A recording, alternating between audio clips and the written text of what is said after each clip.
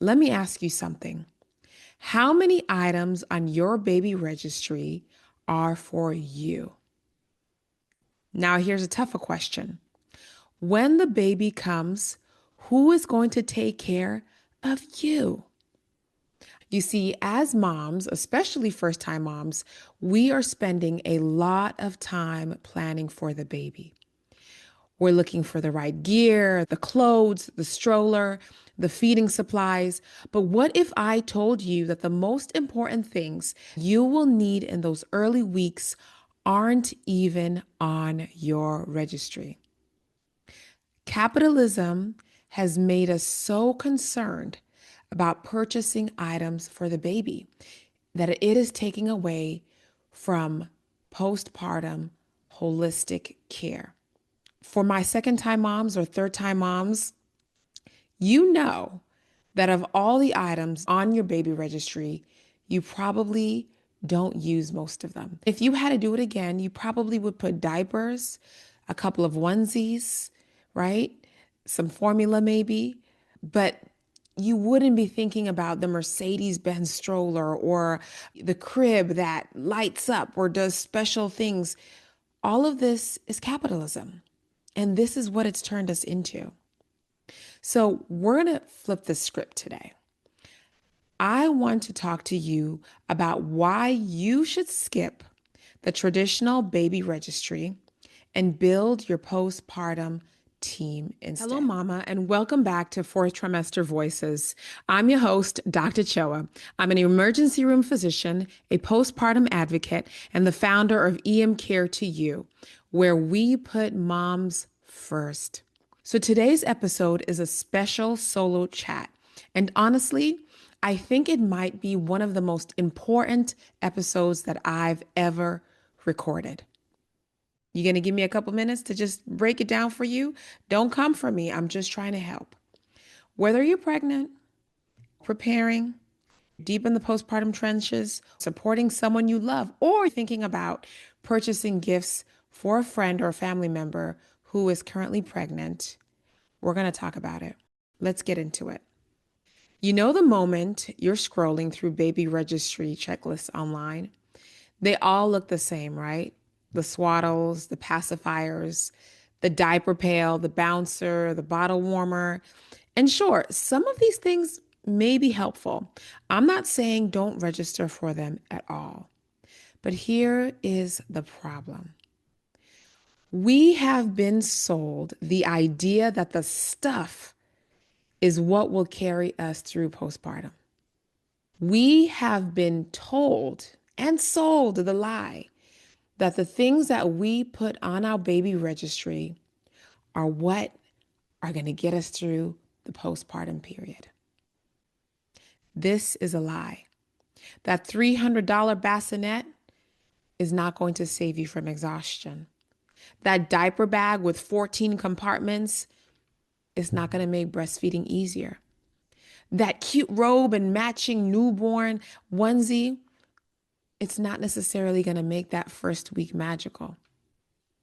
I've taken care of too many moms who've had the perfect registry and still ended up in the ER, still ended up with postpartum depression.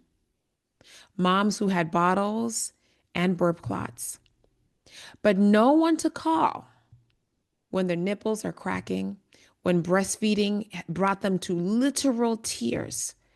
Moms who felt like they were drowning in the fourth trimester and had no support lined up for themselves. You can have every baby item on your list and still feel overwhelmed, still feel unsupported, still feel medically neglected. The truth is, the traditional baby registry is baby-centered and product-focused. But postpartum recovery, this is mom-centered and support-dependent. No stroller is going to get you through postpartum depression. No sound machine is going to help you process birth trauma. No onesie is going to remind you to eat, sleep, and breathe. That's why today I'm shifting the focus, moms. We are going to go from stuff to support. I'm going to walk you through what moms actually need after giving birth and how you can build your postpartum survival kit. I have been a first time mom. I had the Amazon baby registry, I had the baby Brathwaite baby registry, I had a Macy's baby registry, I had a bottle warmer, I had a milk formula dispenser. I had that moving bed, the snoo. Now, don't get me wrong, that snoo gave me more sleep. So we're not going to go for the snoo because that snoo was clutch. But I had so many items on that list that I know if I were to get pregnant again, I would do things differently. That's why I'm helping other moms not make the same mistakes that I did. All right, let's get into it. What do moms actually need after birth? We're going to talk about your postpartum survival kit. And this survival kit is not about products. I'm not going to tell you about that. We're going to talk about a survival kit that is built on people, not products. So, number one in your postpartum survival kit is going to be medical support. Medical support. And this may be a physician who's going to check on you, who's going to check on your blood pressure, screen for mood disorders, track for physical healing. Now, I know this is not the standard of care right now across the US. In my practice, I'm doing this work. I go out into the community and I see my moms and I do this. It doesn't have to be a physician. It can be a nurse. It can be a midwife. It can literally be a community navigator who's going to come to your house and check on you and make sure that your blood pressures are okay. They're going to make sure your mood is okay and that you're not falling into the pits of postpartum depression. And they're going to make sure that you are healing appropriately. They got to screen for postpartum conditions such as preeclampsia, infections, retained products of placenta. Obviously, these are rare. However, these are things that somebody needs to be looking for. And waiting until the 6 week period to tell your doctor about all the things that you're going through is not going to work. So, number one, I want you to build up your medical support team. Your OBGYN is wonderful. However, your OBGYN, they're busy, they're in surgery. They're seeing people in clinic. And so they may not necessarily be available to see you throughout the weeks in your postpartum period. And so for some people, this may look like a primary care physician. For some people, this may look like virtual check ins. And so you can schedule check ins with your primary care doctor or any other postpartum provider that exists. And hopefully, in the next couple of years, this is going to be all over the United States because I'm going to change the way postpartum care is provided in this country. Okay. So that's number one. Your postpartum survival kit must include medical support.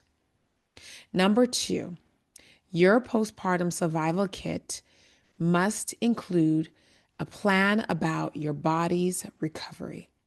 Listen, I preach it all the time. Pelvic floor therapy, pelvic floor therapy, pelvic floor therapy. People undergo major surgery. They get their backs cut into, their abdomen cut into. Do you think they just go home and that's it? No, a lot of them have to go through rehab. A lot of them have to go through physical therapy. Your pelvic floor just ran a marathon. No, it's not going to be the same. And just like you're going to need to build up your muscles and get back into shape, your pelvic floor needs the same amount of thought process. So I'm telling you to add a pelvic floor therapy on there because you want to make sure you have somebody available when you may have incontinence, pelvic pain, prolapse, or pain with intercourse. These are things that are going to disrupt your healing and even land you into postpartum depression. Because if you're not able to have sex with your partner because of physical pain, you need somebody in your corner who's going to be able to help you deal with this. This is a part of your body recovery. Other people that you can have in your survival kit that are going to be there for your body recover may include a chiropractor, may include acupuncturist, may even include a physical trainer who is trained to work with postpartum women. Don't just get anybody who's going to push your body to the limit who has no idea about how the pelvic floor works.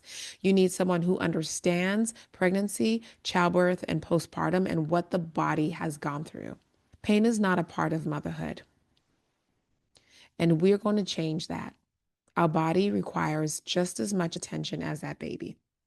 Number 3, mental health. Access to a perinatal mental health specialist.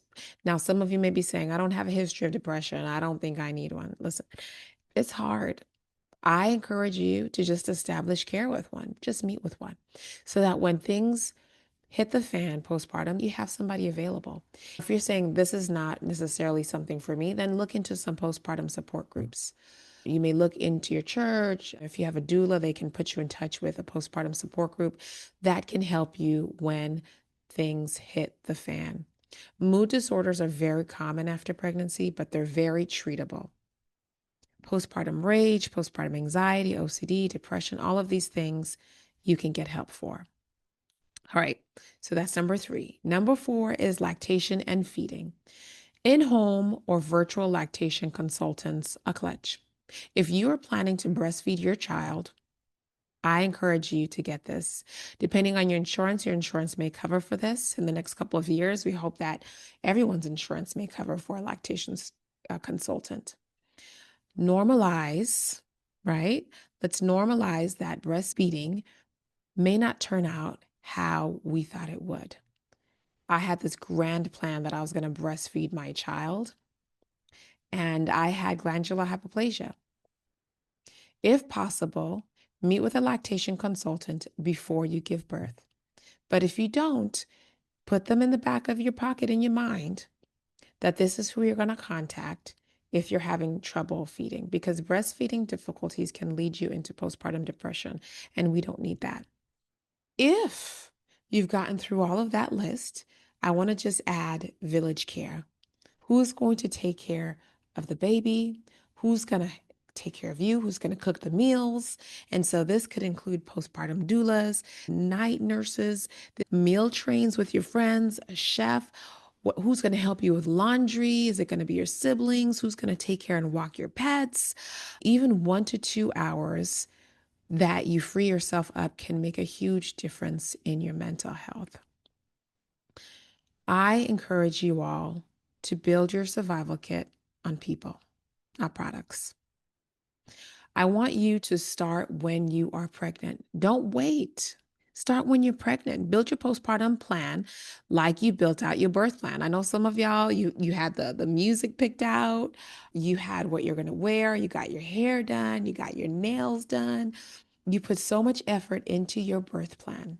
I want you to put as much effort into your postpartum survival kit as you do your birth plan.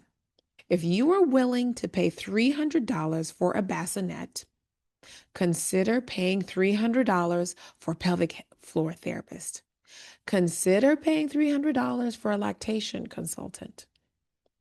Identify areas of need: medical, emotional, mental, physical.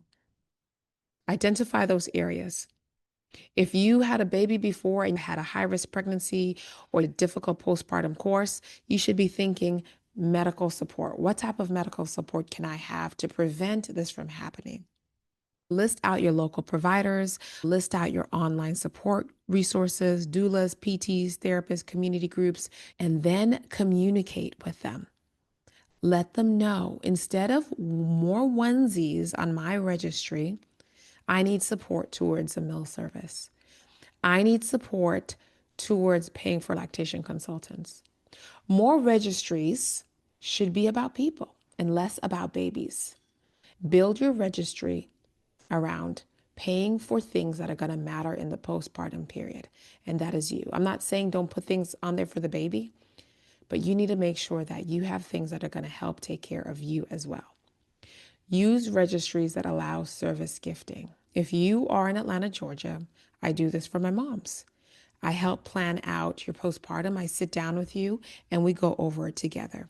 If you happen to be in Atlanta in September, I put on a huge event called Empower Mom, which is a mom shower. And we are going to help every mom prepare for postpartum together. I want you to pay attention to what I'm saying today. This registry should not be stressful. It should be fun. It should be memorable. It should be useful. I'm going to give you just a sample registry of what maybe you could have on your postpartum plan. Let's just call it Dr. Choa's Real Registry.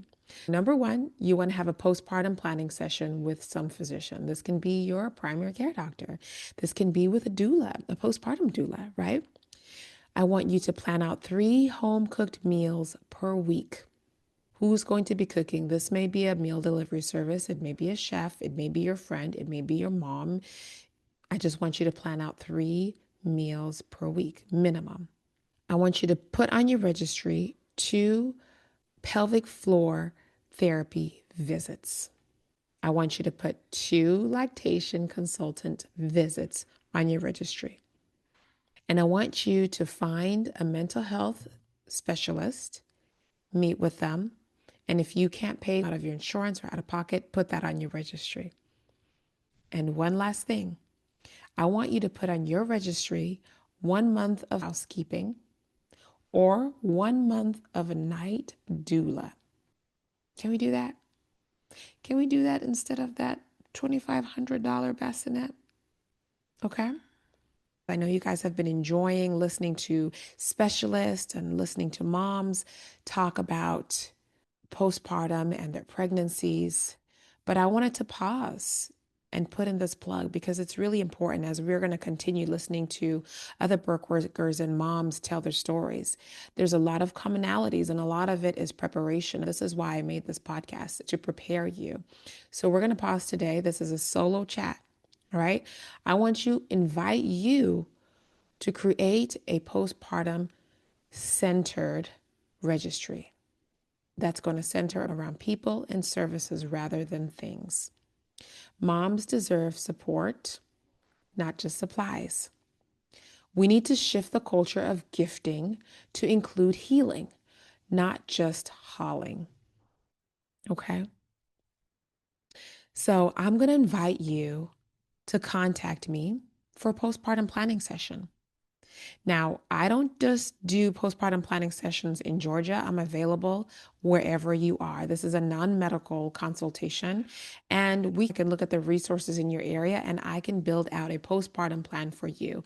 So definitely contact me. You can find me on Instagram at Dr. Choa.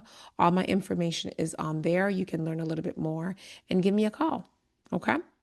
And I want you to take this episode and I want you to share this with somebody. And I want you to share it with them and I want you to help them create their registry. And this is obviously if you're not the one expecting. DM me on Instagram. I'm here. Attend Empower Mom. Download my book, What to Expect Next, which is also a postpartum planning guide that may help you or give you prompts to be able to do this alone. Thank you so much for taking a listen to this episode and happy postpartum planning. Take care. Are you navigating pregnancy and postpartum alone? Are you feeling overwhelmed by the lack of support? You're not alone, and you don't have to do this alone. With EM Care to You, I offer personalized in-home and telemedicine support designed to guide moms through the challenges of the postpartum period. Whether you need total on-call services or periodic check-ins in the home, I help women recognize warning signs and I support you as your advocate, and I am here for you the entire step of the way. I want to create a postpartum plan that's all about you, your health, and your recovery. Follow me on Instagram at Dr. Choa for tips, resources, and to book me. DM me or email me if you have any other questions. I'm on all social media platforms under Dr. Choa, DrChowa. Let's build a village of support. Let's give you the hope that you need to get through this period of time. Take care.